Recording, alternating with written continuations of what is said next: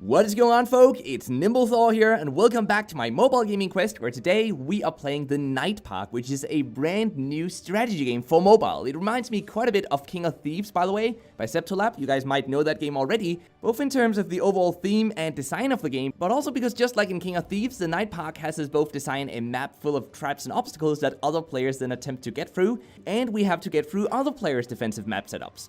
There's no real-time PvP in the game, but we do constantly try to complete other players' maps, which is a great way to design these types of games, of course, because we see new maps all the time, and that, keeps the game interesting. So now that we won that match, we're back here at our own little amusement park, where we have different types of attractions that generate income for us, and we can even upgrade them to generate even more passive income. And this income we earn both when we play the game and when we don't play the game. So if you come back to the game after having not played for, say, a day or two, there'll be lots and lots of income and profit waiting for you guys. But apart from that, we of course also set up our defensive structures, such as this guard here, for example. And what him and our other security guards are protecting are the artifacts over here on the very left side. So this is our defensive setup, but now let's go see how we do against an opponent in the arena over here, which works pretty much like the Class Arena Turbo Stars arena, in that we try to fight our way to the top and then eventually score so many points that we can move on to the next arena that you guys can see here in the top of the screen.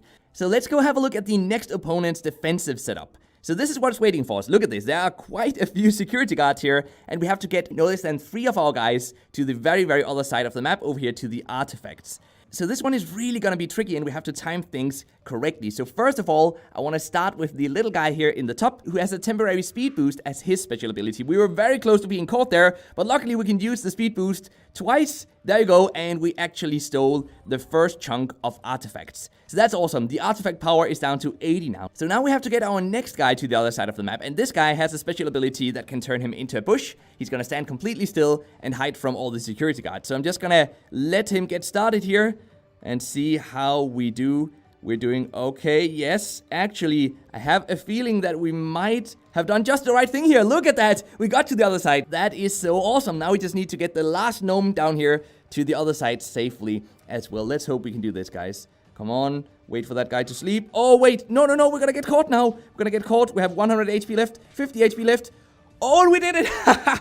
We did it with... literally, I think with just 1 HP left at the very end there. Something I completely forgot to mention was that the UFO in the middle was also ours, by the way. And that UFO has a special ability that allows us to temporarily remove a security guard from the map. I think for a few seconds or so, 2 to 3 seconds. Now, what I want to do now is one of the most fun parts of this game, which is unlocking new units. Unlocking new UFOs, for example, unlocking new security guards, and unlocking new of the gnomes or different attack units that we use when we're trying to get through other players' amusement parks. But first of all, though, just look at this game. Look at the graphics. They look amazing. I love this highly polished and very clean art style. I feel like this game is overall really well done, and there's been a lot of attention put into the small details, and I'm really liking that. So let's now go summon a new creature. We spend our artifact power, 120 of it. Yes, give us a rare one. Give us a rare one. I think we're actually gonna get a rare one. Look at that, and we got a UFO, which has, what is this? Skill time plus 10%. All right, that's actually not too bad. So now we can keep a guard in the air for 2.4 seconds. So how do you guys say we go use this new creature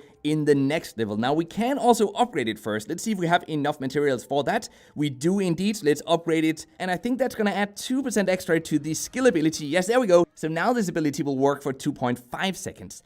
Heyo, it's NimbleThor here, from the future, by the way. Sorry to disturb your video, but this will be very quick. I nearly forgot to mention something very important. So if you have a look at these two creatures, for example, this one and this one, which one of them would you guys then use? Well, they're seemingly nearly identical. One of them has a bit more HP than the other, but apart from that, they're almost identical. But here's something very important. One of them spawns in the 3rd lane, and the other one spawns in the 5th lane. So depending on your strategy, you may want to pick one or the other, depending on the map that you're just about to go into. If you have a look at the wizard gnome over here, he spawns on the 4th line, and then the last bush over here spawns on the 7th line. So this is very important for your strategy, and it also means that unlocking more of the same type of creature is actually a good thing, because that just means that you've increased your chances of winning because you now have more options to pick the right strategy. With that said, I'll let you guys get back to the video. So over and out from future NimbleThor, and back to old NimbleThor again. So alright, instead of going into yet another PvP match, let's go into a raid instead, which is the other main gameplay element that this game has to offer. Now we want to do these raids because they give us bosses, and these bosses allow us to get more materials, and these materials we want to get because they allow us to plant new attractions in our theme park.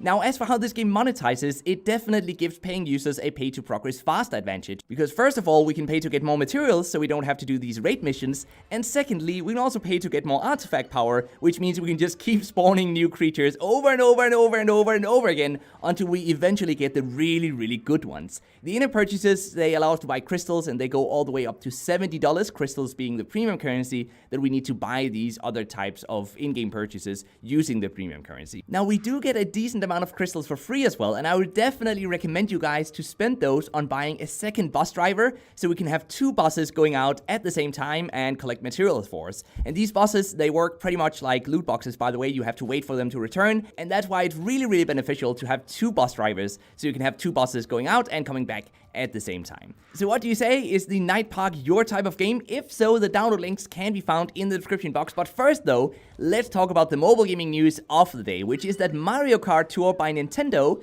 yes, it's finally coming, it has now started accepting closed beta signups for Android. You can sign up to hopefully be accepted into the beta on the game's website, and the beta period is set to start May 22nd and run until June 4th, which means that there's a very good chance that we could see a global launch already in July 2019 on both Android and iOS. I am super excited for this release, guys, and I'll of course share some footage and give my first impressions as soon as I can get my hands on this game, of course. But until that happens, just remember to keep gaming, stay awesome, and I'll see you guys around.